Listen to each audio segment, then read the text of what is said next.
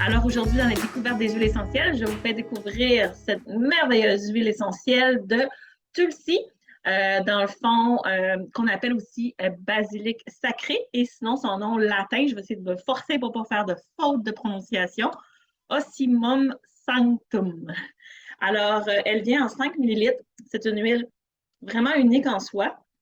Et je vous en parle évidemment, comme toujours, avec ce que mes livres ici mentionnent. Alors, je vous transmets le résumé de ce que mes références, que je vous montre ici à l'instant. Et soit en passant, ce livre ici, des fois, j'en ai à vendre. Alors, si vous voulez vous en procurer, faites-moi signe.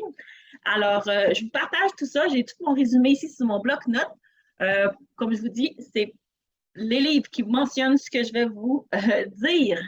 Alors, j'ai l'huile, moi, entre les mains. Alors, c'est une huile qui est originaire du sud-est. C'est un petit arbuste, dans le fond, qui est aux fleurs de couleur lavande. Puis, ça fait partie de la famille de la menthe.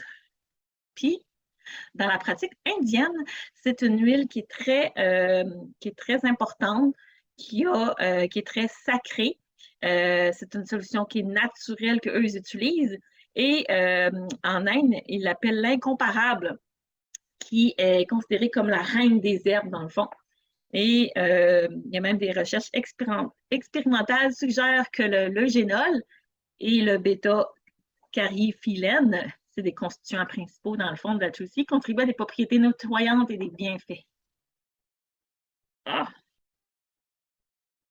bonjour tout le monde, ici c'est Diane. Je vous parle aujourd'hui, Diane de Sapin-Venin, bien évidemment, de l'huile essentielle de Tulsi qu'on appelle basilic sacré.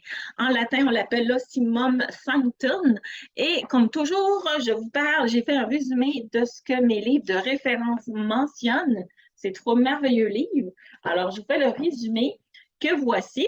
C'est une huile qui est originaire, dans ce qu'on appelle aussi basilic sacré, qui est originaire de l'Asie du Sud-Est. C'est un arbuste d'une fleur qui est la couleur lavande. C'est de la même famille que la menthe comme huile essentielle, sauf elle a vraiment elle a une odeur vraiment appropriée à elle-même. En Inde, ils la considèrent dans le fond la reine des herbes. Par la suite aussi, elle est produite, comme je vous dis, en Asie et du Sud-Est. Et doTERRA, avec le co-impact, vous savez, on fait toujours un impact dans les communautés où on produit des huiles. On offre un support de 5000 emplois en Inde via les partenaires de plusieurs dizaines de producteurs qui produisent, dans le fond, des huiles de qualité inégalée, dont la Tulsi. Aussi, je vais vous donner un lien, allez voir ma publication, ou en commentaire, un lien d'autres propriétés que je vais vous parler, de plus que les livres aussi. Elle se prend aromatique et topique. C'est une huile qui est antibactérienne, antivirale, antifongique, anti-inflammatoire, analgésique, relaxante et désinfectante. C'est top utilisation, entre autres pour la santé physique, mentale, surrénale, la perte de mémoire. Elle va aider pour la perte cognitive et des tendances à faire des erreurs qu'on répète. Alors, où on réagit un petit peu là. Alors, à ce moment-là, on va venir, dans le fond, pour la fatigue mentale et tout ça, on va venir la respirer, on va venir aussi, on peut l'appliquer aussi sur les tempes en arrière de la nuque, très intéressant. On peut la diffuser, mais aussi la mettre dans les mains pour venir prendre des grandes respirations jusqu'à 3. Souvent, c'est ce que je propose aux gens.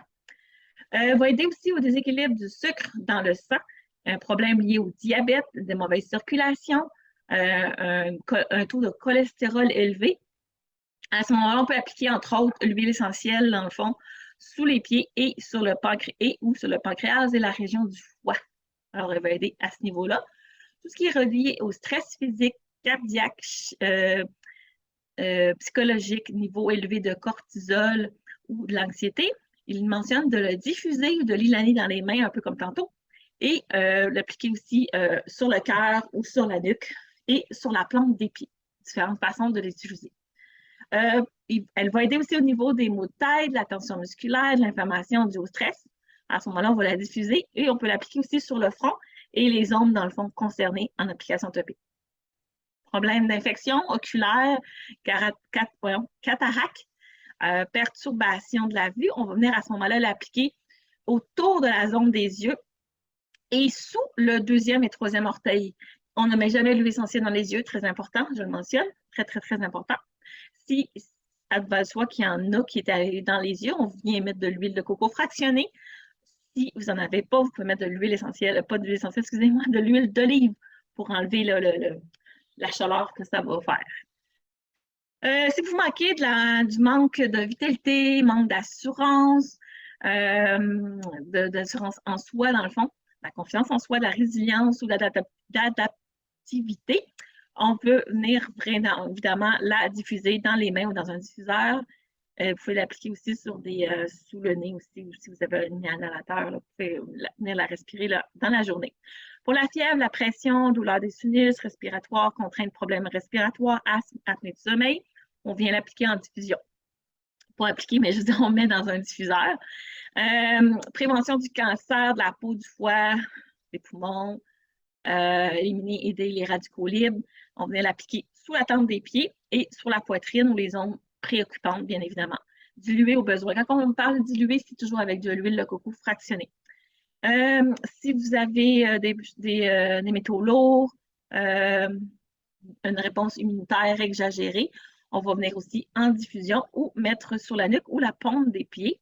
C'est beaucoup la respiration et la paume des pieds ou la nuque, bien souvent. Problème de pellicule, de cuir chevelu, perte de cheveux. Alors, on va venir l'appliquer dans le cuir chevelu et on peut ajouter dans notre shampoing ou dans votre revitalisant aussi. Et soit dit en passant, doTERRA en offre des excellents à base aussi d'huile essentielle. Et vous pouvez rajouter aussi des huiles essentielles si vous avez des problèmes plus spécifiques comme celui-là. Côté chagrin, déception, triste, peur, on vient vraiment la diffuser à ce moment-là ou l'aller dans la main et on peut l'appliquer sur le cœur. Les parasites intestinaux, muqueuses, on peut l'appliquer sous les pieds, diluer en bas de l'abdomen. Si on a besoin de dissiper des odeurs et les pathogènes aériens, désinfecter dans le fond les surfaces, assainir les mains, on va venir diffuser pour les odeurs, évidemment, dans l'air. On va vaporiser sur les surfaces à partir d'une bouteille en verre bien mélangée avec de l'eau qu'on vient faire un petit mélange. Là, on peut même du vinaigre aussi. Les spasmes musculaires, masser 1 à 2 gouttes avec de l'huile de coco fractionnée dans les zones affectées 2 fois par jour. Les spasmes intestinaux, 1 à 2 gouttes avec de l'huile de coco dans le sens d'une aiguille d'une montre sur l'estomac. Maux d'oreille, infection d'oreille, placer 1 à 2 gouttes dans un coton-tige et reposer sur l'oreille. On ne met jamais dans l'oreille, bien évidemment. 20 minutes, 2-3 fois par jour jusqu'à ce que les symptômes disparaissent. Pour les maux de tête, migraines, je l'ai dit tantôt, temple, l'écran et la nuque. Pour autre indication aussi, très bon pour l'acné, l'anxiété, l'arthrite, il mentionne la mauvaise haleine, la dépression, les maux d'oreille, les stress environnemental, épuisement, cholestérol élevé, fibromyalgie, perte de mémoire, résistance à l'insuline, douleur articulaire, crampes menstruelles, stimulation du métabolisme, ulcère de la bouche, ulcère gastro-duodénal, cicatrices, problèmes sexuels, problèmes de sommeil et stress.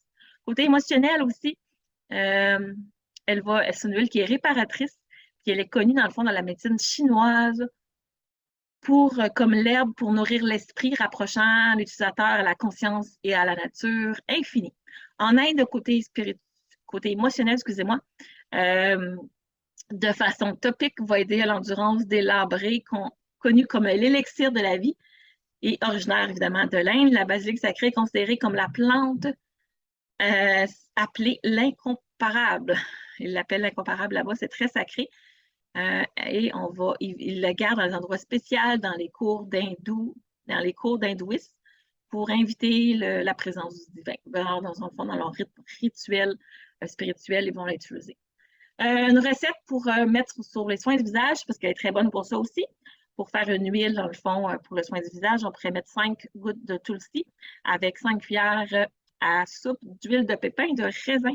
On vient mélanger ça, puis on vient appliquer dans le fond matin et soir sur votre peau pour une peau plus saine et éclatante. Aussi pour éviter le vieillissement, pour ralentir le vieillissement, excusez-moi, très intéressant. Une recette de diffusion aussi, dans le fond, pour une ambiance chaleureuse et inspirante. On pourrait diffuser 2 gouttes de tulsi avec 2 gouttes de sauce clarée et 2 gouttes de citron. Juste à y penser, ça doit être vraiment génial comme odeur. Par la suite, est-ce que j'ai oublié d'autres choses? C'est pas mal tout dit. Alors, j'espère que cette capsule vous a plu. Allez voir les autres capsules sur les différentes huiles essentielles. La Tulsi, ça fait pas longtemps qu'on l'a disponible. Et alors, je vous ai fait référence de ce que mes livres mentionnent sur Tulsi. Alors, je vous dis à bientôt. Partagez cette vidéo-là. Et à la chaîne YouTube Femme à la main. À bientôt tout le monde dans la prochaine capsule du Bar des huiles.